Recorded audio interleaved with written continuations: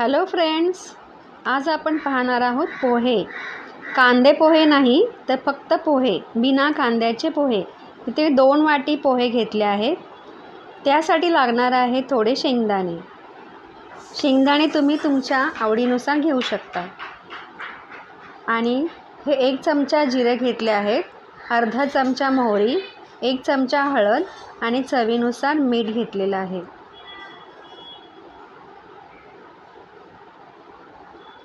इथे मी थोडे खोबऱ्याचे काप करून घेतलेले आहेत. पातळ काप करून घ्यायचे आहेत. सोबत कोथिंबीर, मिरची, कढीपत्ता आणि 1 लिंबू. आता हे 5 मिनिटं आपल्याला भिजत ठेवायचे आहेत. आता मी गॅसवर कढई ठेवलेली आहे. त्यामध्ये 1 पळी तेल टाकलेले आहे. आता आपण हे तेल तापले की त्यामध्ये शेंगदाणे भाजून घेणार आहोत. शेंगदाणे हे तळताना चांगले तळून घ्यावे, कारण कच्चे राहिले तर ते आपल्याला खाताना मऊ लागतील. शेंगदाणे तळताना मीडियम फ्लेम ठेवावा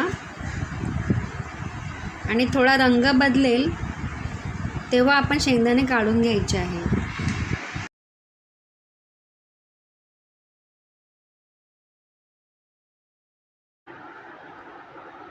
आता आपण बारीक गॅस करून शेंगदाणे बाहेर काढायचे आहेत.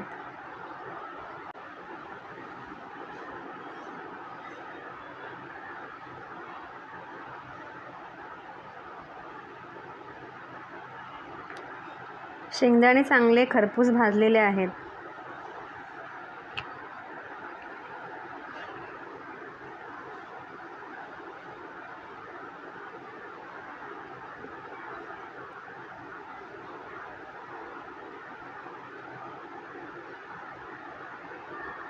आता आपल्याला जे खोबऱ्याचे काप करून ठेवलेले आहेत ते आपल्याला तेलात तळायचे आहेत.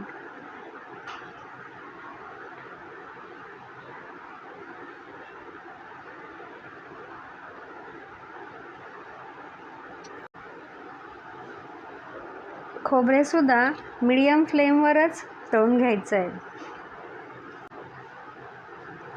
खोबऱ्याचा रंग बदलसपर्यंत आपल्याला खोबरे भाजून घ्यायचे आहे. या रेसिपीमध्ये एक खास आहे ते असं की आपण इथे कांदा वापरत नाही आहे, तर आपण त्याऐवजी खोबरे वापरत आहोत. त्यामुळे आपल्या पोह्यांना एक वेगळी चव लागणार आहे.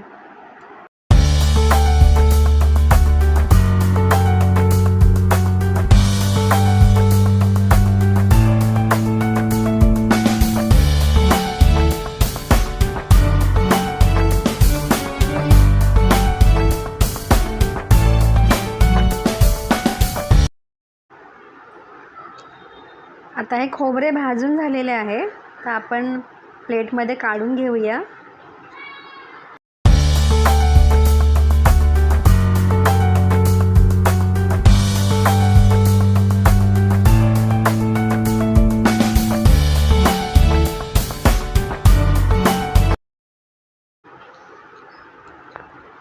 मी आता थोडेसे एक अर्धी पळी तेल टाकणार आहे, कारण आधीच मी कमी तेल टाकले होते. तुम्ही आधीच थोडे जास्त तेल टाकू शकता,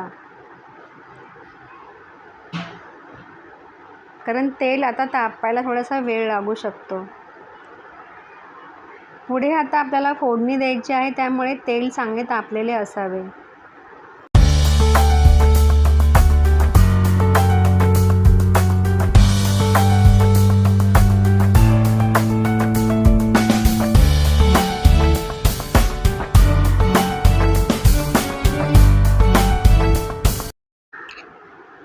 आता तेल चांगले तापलेले आहे, तर आपण त्यात फोडणीचे साहित्य टाकूया.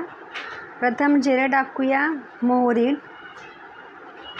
आणि हळद टाकून घेऊया.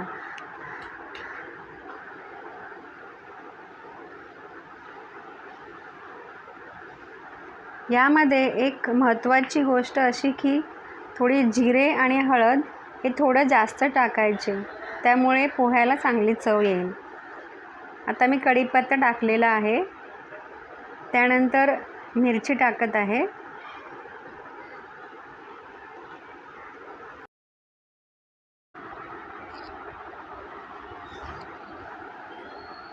यानंतर आपल्याला आपण भिजवून ठेवलेले पोहे या मिश्रणात घालायचे आहे.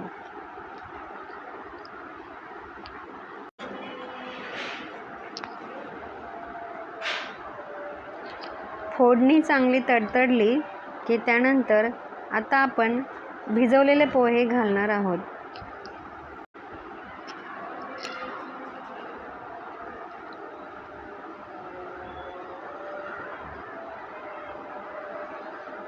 पोहे चांगल्या रीतीने हलवून घ्यायचे आहेत.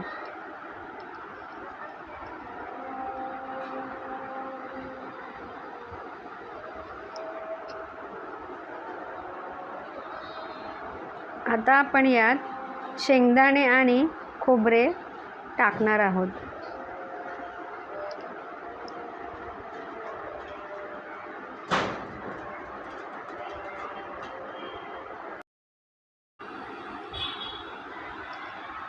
हे मिश्रण चांगले मिक्स करून घ्यायचे आहे. यानंतर आपण आता मीठ टाकणार आहोत. मीठ आपण चवीनुसार टाकायचे आहे.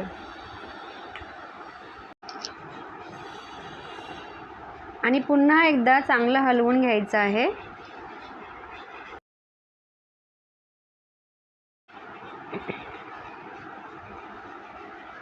तर चांगले हलवून झाल्यानंतर आता आपण थोडीशी साखर टाकणार आहोत. साखर हे थोडी चवीसाठी टाकायची आहे, त्यामुळे थोडीशी टाकायची. साखर जास्त टाकू नये.